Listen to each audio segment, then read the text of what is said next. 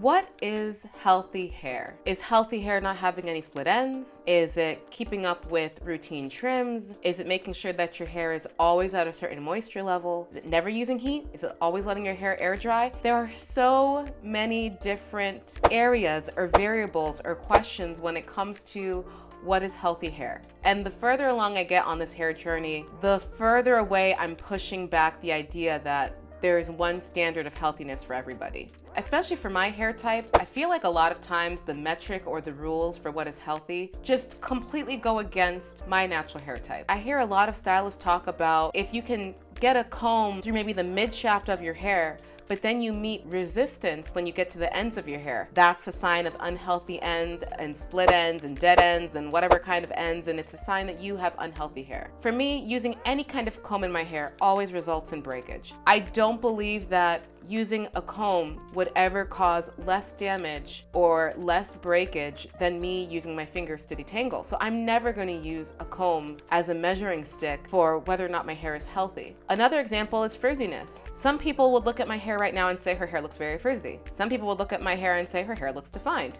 Some people would say it looks both frizzy and defined. Who's right, who's wrong? It depends on what that person considers to be frizzy and whether or not they have positive or negative connotations with it. If you were to ask me, I would say my hair for the most part is always frizzy.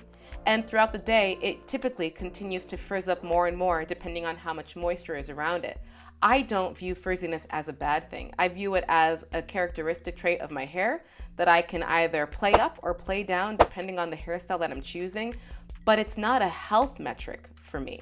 Who gets to determine what healthy hair is? Who is the godfather, the master, the all-knowing Jedi on what is healthy hair? Something I found interesting was when I posted my video about why I don't trim my hair, someone commented and said that they felt compelled to respond back to this video because they felt that it was all misinformation and I could be leading women astray by influencing them to not want to cut their hair. I believe that people are smart enough and are capable of making their own decisions for how they choose to do their hair. And sometimes in this natural hair community, it feels like if I say I like my hair, I like the way it looks, I like the way it feels, I like the way it's behaving, I like my hair lifestyle, people will try to convince you that you're wrong. People will try to tell you like, no girl, you can't like your hair because it doesn't actually look good.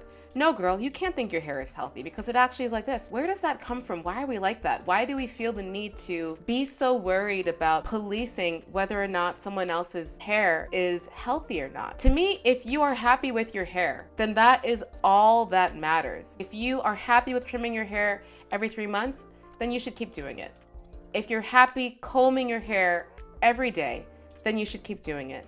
In my mind, the natural hair community should be a place where you get to hear different types of beliefs and standards and ideas in how to care for your hair. And you get to hear different ideas and beliefs in what you think is healthy for your hair. Entire groups of people, entire communities, whether it's for cultural or religious reasons, choose to never cut their hair. And the people in that community don't look at each other like, oh, you have unhealthy hair, you have unhealthy hair, oh, that is wrong, or that is wrong. And they may have split ends. They may have dead ends. They most certainly probably have uneven ends, but they don't look at their hair as unhealthy. I remember watching a video from Nap Queen, and she was talking about how she had experienced heat damage. She decided that she was not going to cut it all off. She was not going to big chop. She was going to continue to work with the hair, continue to do different protein treatments and moisturizers and just embrace these new sections of her hair. Even after knowing that there was heat damage in her hair, to me, her hair still looked good. And I thought that was interesting because at that time, I didn't typically see people have heat damage in their hair and accept it and just be okay with the fact that there's now a different hair texture.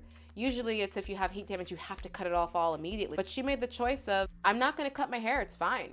And I'm gonna accept my hair in this form. And there's a certain freedom, a certain like just being at peace with your hair. Even if I were to damage my hair, I don't have to always cut it off. Now again, that being said, I'm not saying that if you have heat damaged hair and you want to cut it off, you now have to leave it that way. No, there are alternative options and ideas for how you get to view your hair. I think it boils down to the fact that healthy hair is very subjective and up to each individual to decide. And I don't think that there's anything wrong with being allowed to determine for yourself, based off of all the information that you gather, what you dictate healthy hair to be for you. My criteria for whether or not I consider my hair healthy: 1, am I consistently retaining length over a long period of time? And 2, am I consistently retaining the same relative amount of thickness or fullness in my hair over a period of time? Because to me, that tells me that I am not causing a lot of damage to my hair, whether that is through tangles or breakage or excessive knotting, that would then cause me to not retain hair length and cause my hair to look very, very thin over long periods of time. If your hair practices and your hair rules are opposite of mine, that's your choice. If you're happy with it. And just because somebody else says that your hair is healthy, that doesn't mean that their opinion has to matter more than your own. That's up for you to decide. Me not trimming my hair, for example, one could say, okay, in 10 years, you're gonna see that it was bad and your hair's all gonna look horrible. Okay, cool. I'm okay with taking that risk. And if that is what happens, then that's what happens. And that's my decision that I will be okay with because it was my choice. What I'm not okay with is making major hair decisions based off of other people's opinions. Because whatever happens on my hair journey, I want to feel confident in the fact that I made this choice because of these reasons that I thought about, that I evaluated. I didn't make this choice just because someone pushed me into it, or I succumbed to the pressure of these voices.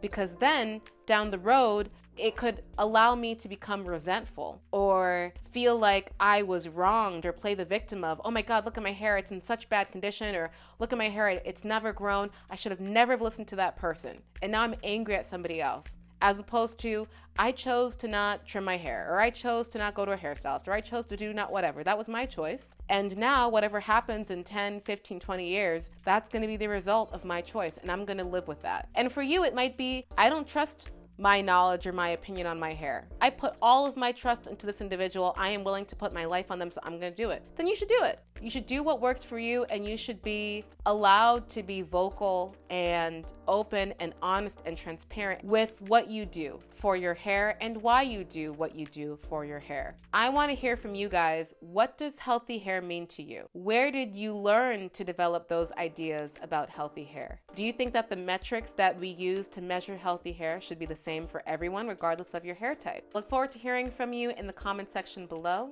And until next time, take care of yourself.